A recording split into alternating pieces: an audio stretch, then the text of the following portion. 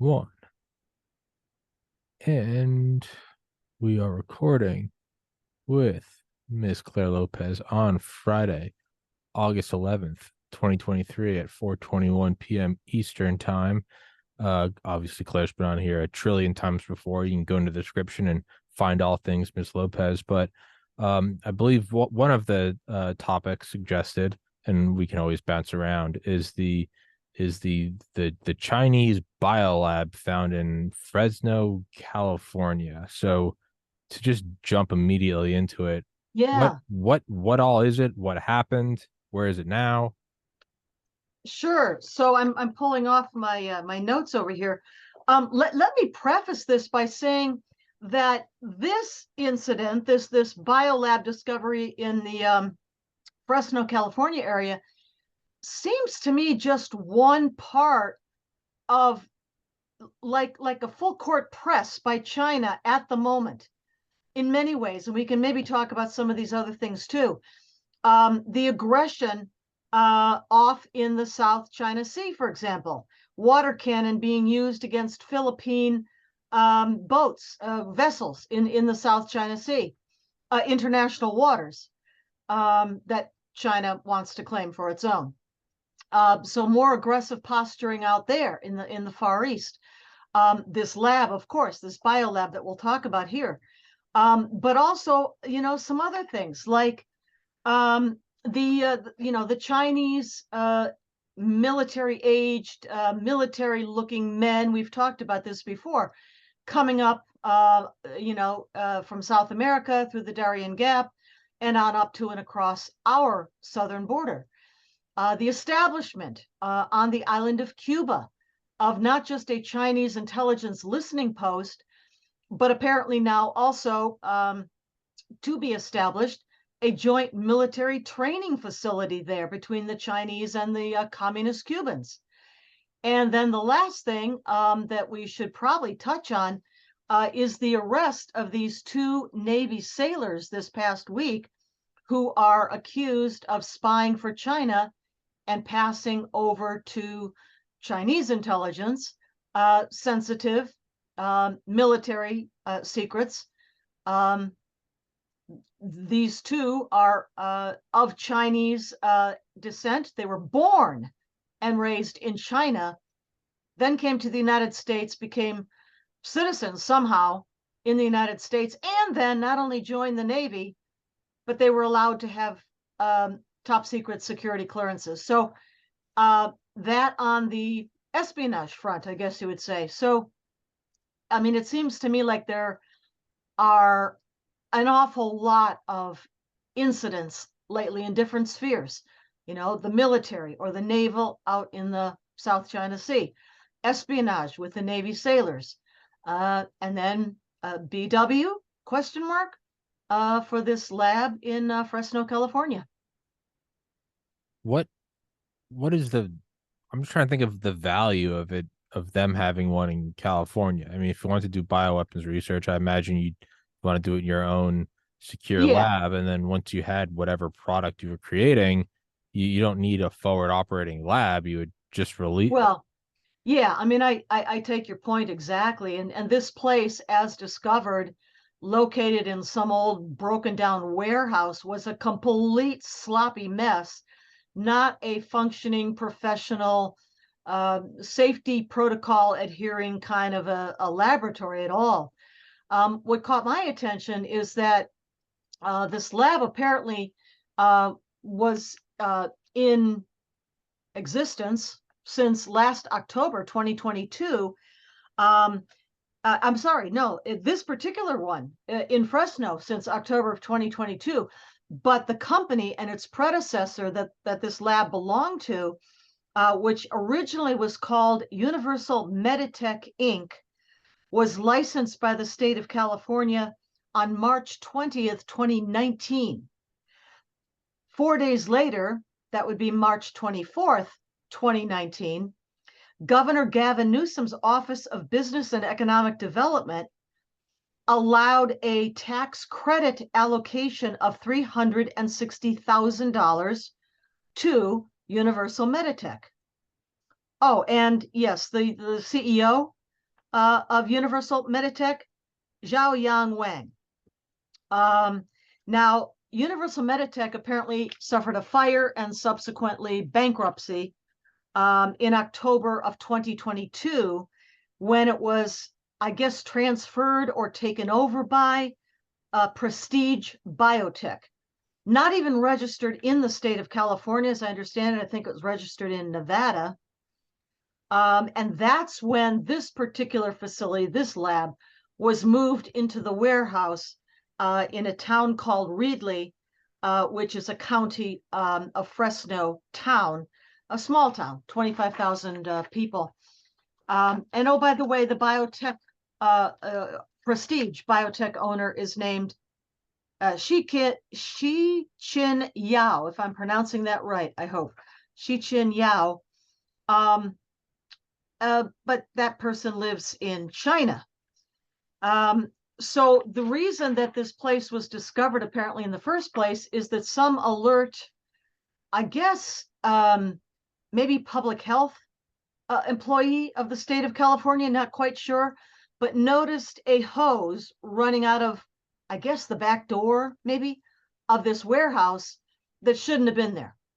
And that led to an investigation, which took place in March of this year, 2023. And then the biolab was discovered. Now, March, June, July, as I count it, was at least more than 4 months ago. What was going on during those 4 months that this story never, ever made it to the public media, to the public at large? Investigation, I hope so. Yeah, probably. Apparently, that is what was going on. And as I understand it, the reason this came to attention of the public is that some enterprising journalists discovered a court filing, some kind of a court document, and that led them to look into it further. Yeah, I'd imagine you'd want to surveil it and at least see what's going in, what's going out. But just odd. And in terms of the full court press, what was the water hose? What was for in the South China Sea? Not the hose out of the back door, but you said the fire hose or water hose.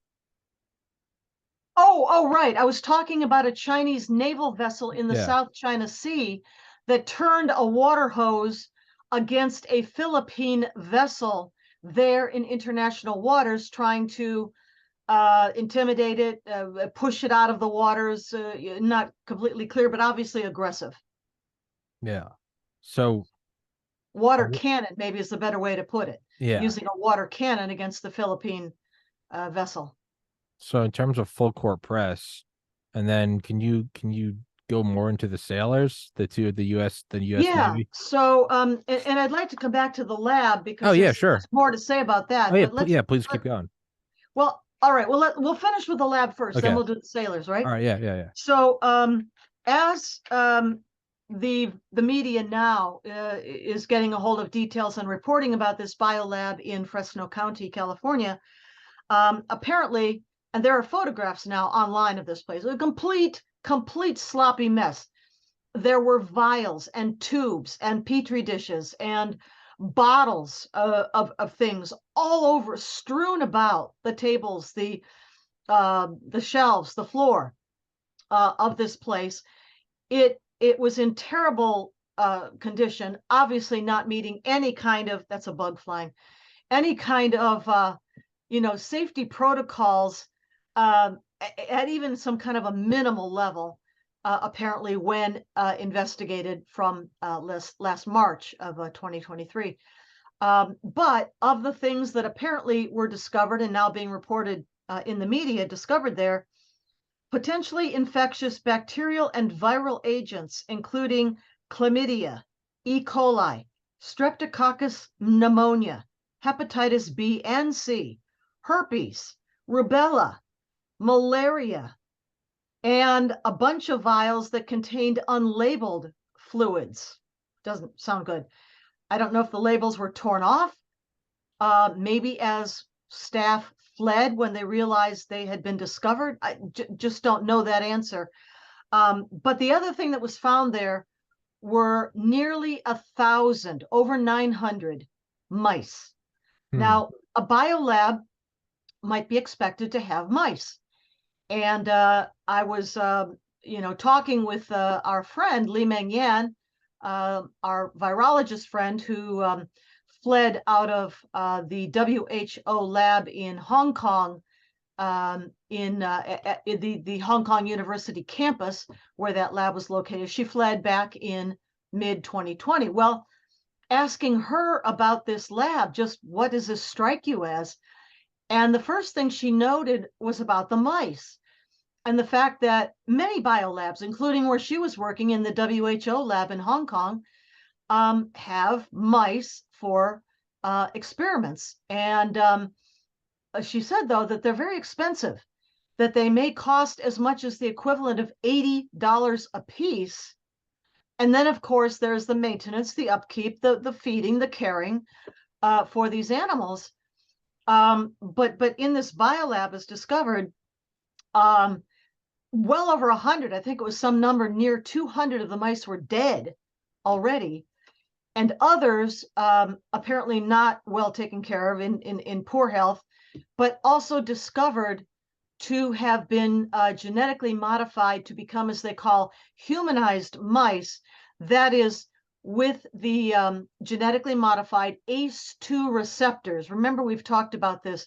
ACE2 is a protein enzyme. It's angiotensin converting enzyme that lines the epithelial cells of our respiratory system, and that's the avenue of approach for the coronavirus, the SARS-CoV-2.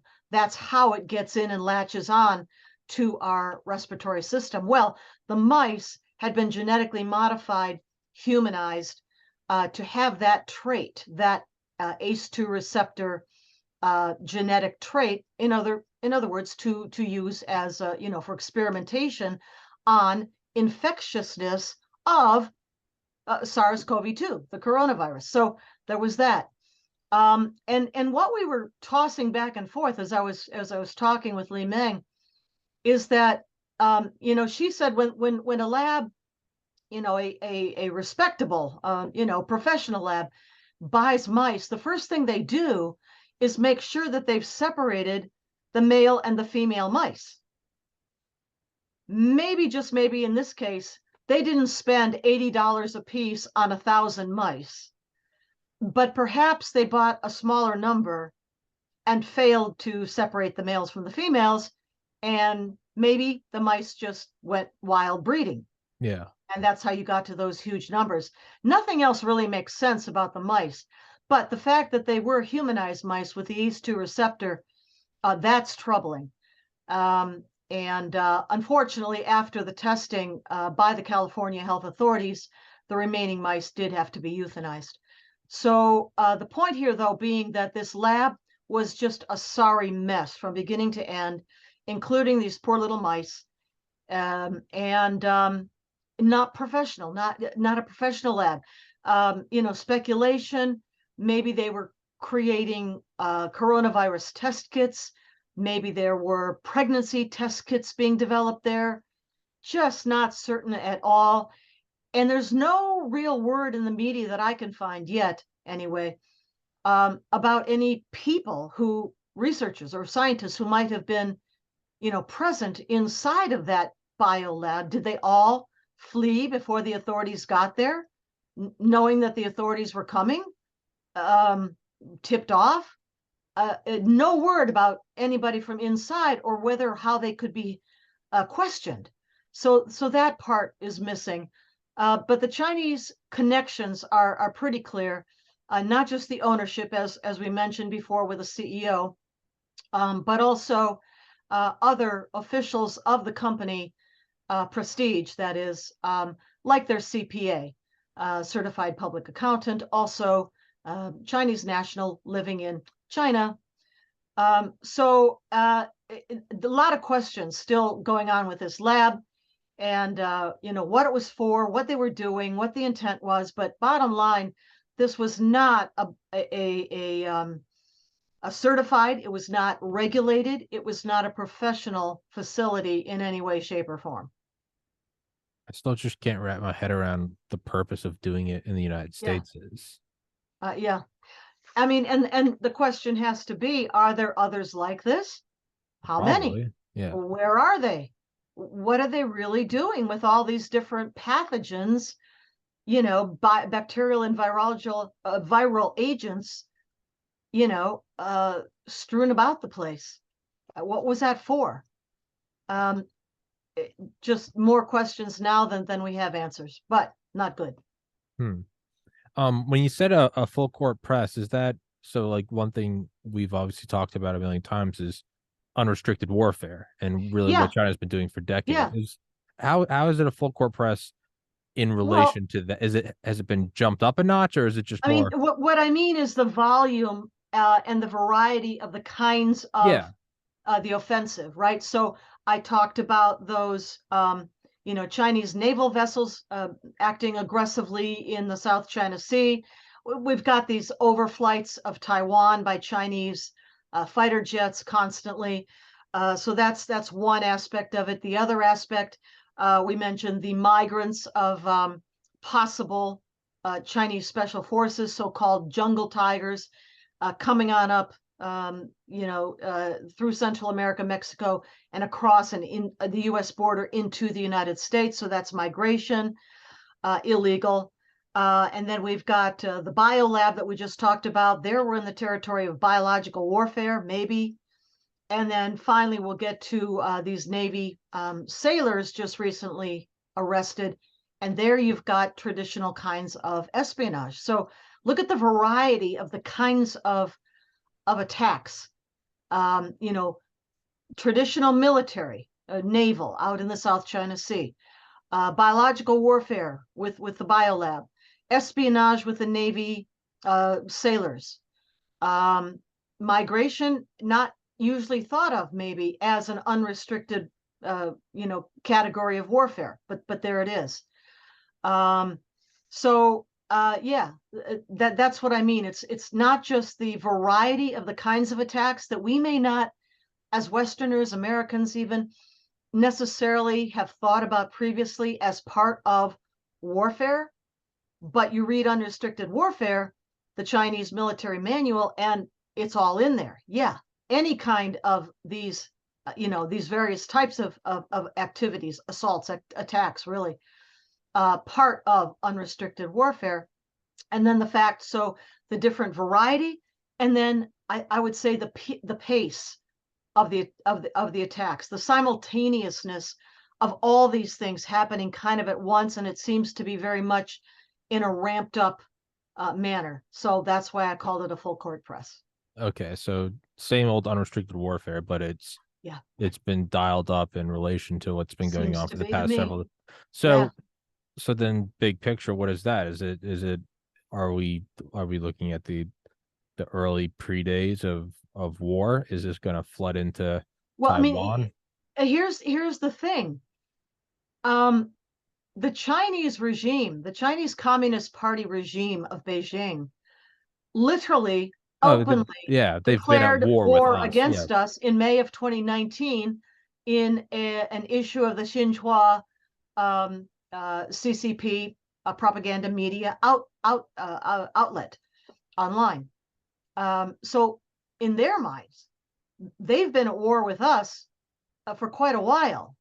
But again, because our people, even our military, our national security people, maybe have never even read Unrestricted Warfare. I don't know, but certainly seem not to have digested what it means. They may not even yet recognize any one or all of these different things as part of warfare that's already going on. We are at war with China right now. It's not always kinetic. In the South China Sea or the overflights over Taiwan, yes, that's kinetic, that's military. But these other things that we're talking about, the illegal migration, the jungle tigers, the Navy sailors arrested for accused of espionage, the biolab, those are different categories. But we need to begin thinking about those as warfare because that's how the Chinese Communist Party thinks of them. Well, sure, and that's how I think you and I have talked about it, and so General Spalding refers to it. But I guess Also, yeah. maybe more, and I guess so for the traditional person who's not plugged into it all the time, is are we gearing up for kinetic war? Can I read you a short paragraph Yeah, from Unrestricted Warfare? You just reminded me of this. This paragraph um, is on the page that precedes the page in the book that has that whole long list of different categories of warfare. You know, the one that says atomic warfare, diplomatic warfare, financial warfare, et cetera, et cetera. Okay, so the page before that has this paragraph. So listen. The American military is naturally inadequately prepared to deal with this type of enemy psychologically, in terms or measures, and especially as regards military thinking and the methods of operation derived from this. This is because they have never taken into consideration and have even refused to consider means that are contrary to tradition and to select measures of operation other than military means. This is what General Spalding understands so well and has talked about, as you say, as you referenced. We just don't think like they think. then that's it. So what are we going to see then? So let's look at the things that we are starting to see apparent, because all the things of unrestricted warfare are things you do because they're asymmetric and they don't necessarily lend themselves to the idea of it's not your classical Russia invading a sovereign nation. Yeah, troops, tanks, ships, and planes. Yeah. Yeah. But Although it could get to that and already is in some measure in the East China Sea, East Asia area of operations. that is the inevitable end. Like the warfare will eventually escalate to that if you were to go take physical area. Is that what we're gonna, or is that what we are already seeing with flyovers of Taiwan? Well, certainly there are all kinds of measures being directed at Taiwan right now. You in the audience may know that Taiwan will have presidential elections next year in 2024. The current president Tsai is ineligible to run again. And so a candidate from her party, his anglicized name is William Lai, L-A-I, I think it is, Lai, is running on behalf of the governing party right now of Taiwan. But at the same time, there's a competing party, which is the Kuomintang party, and that is the successor or the descendant party from the original forces of Chiang Kai-shek, who, of course, as we know, fled the Chinese mainland as Mao Zedong and the communists were taking over in 1949. And they went to Taiwan. And this party, the Kuomintang party, is the lineal descendant of those people. But what's important to notice here is that let's look at, again, another means of warfare. It's propaganda warfare. It's infiltration warfare, co-option. And the Kuomintang party in Taiwan might be surprising to those, watching and listening, but it's, to me at least, surprisingly sympathetic to reaching some kind of accommodation with the Chinese Communist Party. So that's another way of, infiltration and suborning of Taiwan from the inside. Never mind cyber assaults, cyber threats. So I mean, there are many ways for an attack against Taiwan to, I guess, accelerate. It's already taking place. Of course, for example, we saw the blockade of China. I think that was earlier this year, right? When or before the time when then Speaker of the House, Nancy Pelosi, when she was still Speaker, and I'm sorry, she was Speaker. She was Speaker of the House. I think it goes back to last year, as a matter of fact, late, probably 2022. Anyway, she took a trip. She took a trip over to Taiwan, and of course, the Chinese Communist Party lost their minds over this. And remember, they formed a blockade around the island of Taiwan. Now, Taiwan has a number of lesser islands around it too, but the main island of Taiwan was surrounded. One way of demonstrating, again, how an attack against Taiwan could be conducted, because Taiwan depends nearly 100% on imports of food and fuel for its survival. And so that was one way. Now, William, as I'm calling him, Lai, the candidate for the presidency in the race in Taiwan next year, is due to visit the United States. Well, they're losing their minds again. So it's this kind of constant pressure coming from all kinds of different directions. That is the characteristic, the defining characteristic of the war phase, maybe, that we're in right now. But never mistake, it is war right now. It's just there are different phases of it, and different tactics being trotted out. Is China present in Niger? China has a presence in West Africa, certainly. Niger is one of those places, and in particular, because a lot of these countries, you can think of places like Mali, Nigeria, Sierra Leone, Gabon, other places, have rich deposits of scarce minerals, the kind of minerals that are needed, like cobalt, like lithium, to make electric batteries that could go into electric vehicles. And China wants to dominate that market. Afghanistan also, by the way, is quite rich in these kinds of minerals. And so it is, China is moving in to all of these places. But it's not to help out or accelerate the development of these countries and their people. It's to gain control over strategic assets like these minerals. Doesn't it more and more seem like we're kind of in another Cold War? Ukraine, Taiwan, Niger, Russia, China, America, kind of Well, some of the proxies. wars already are hot, obviously, Yeah. Ukraine. Niger, of course, which just suffered a military coup d'etat, removing the president.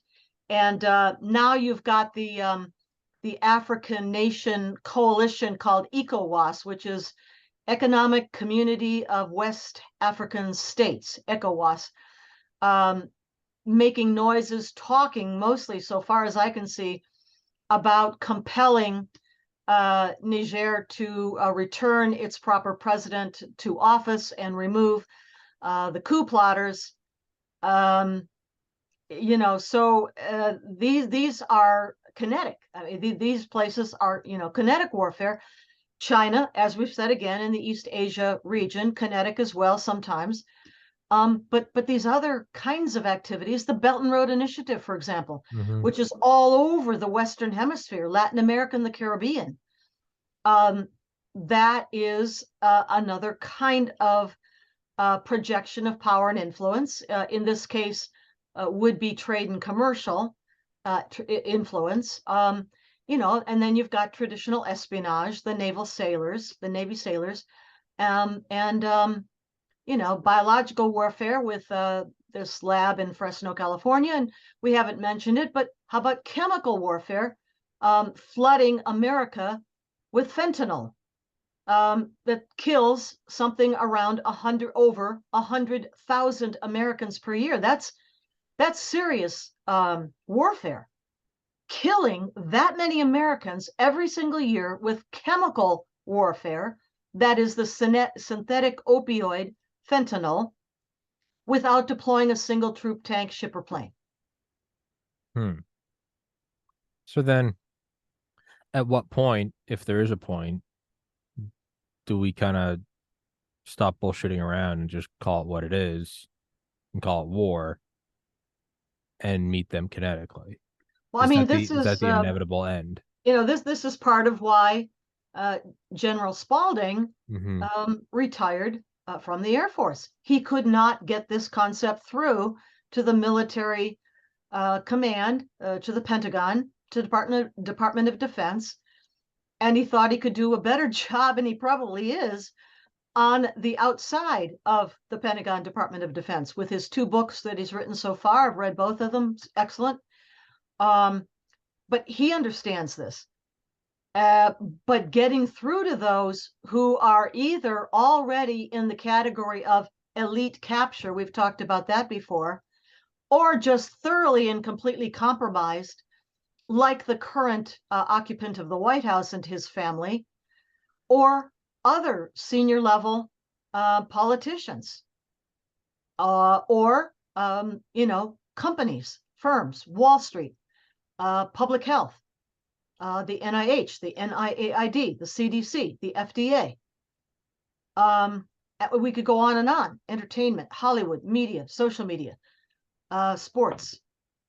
The only way it can happen, that we stand up to this offensive, this unrestricted warfare from China, from the Chinese Communist Party, is different leadership, first and foremost, in Washington, D.C., and then some of those other areas, institutions of our society, can also be moved in the right direction, but not now.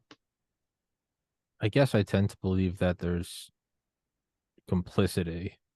No, I think a lot of, people are thick-headed and arrogant, but it's the very topic or idea of unrestricted warfare.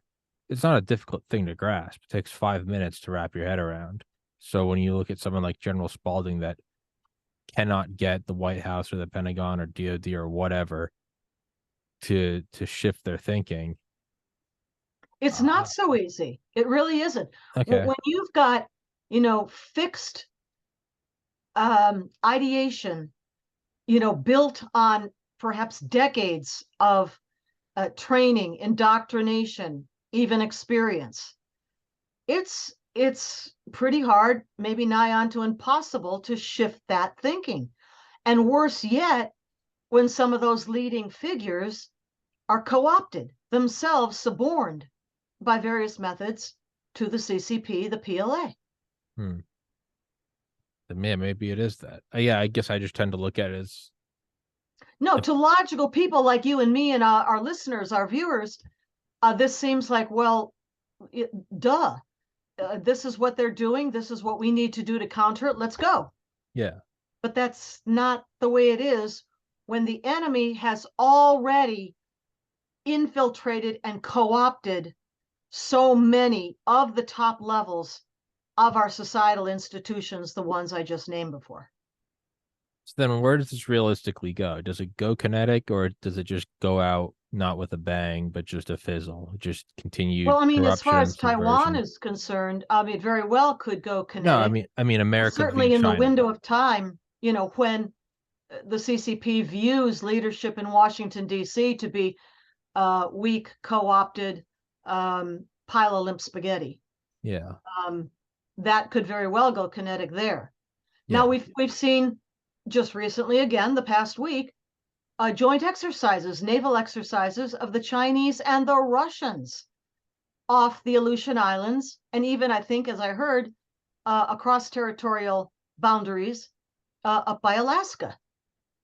So there again, pushing the boundaries, pushing.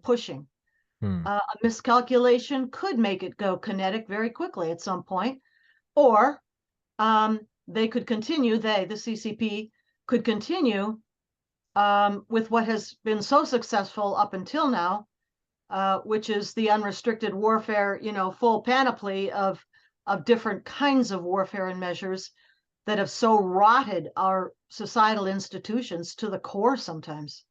I don't know if I really have a positive spin on any of this. Might be because it's the end of the week and my brain's cooked, but that well, I'm with you, and I'm sorry to top off the week here with this load of negativity, but that it is what it is.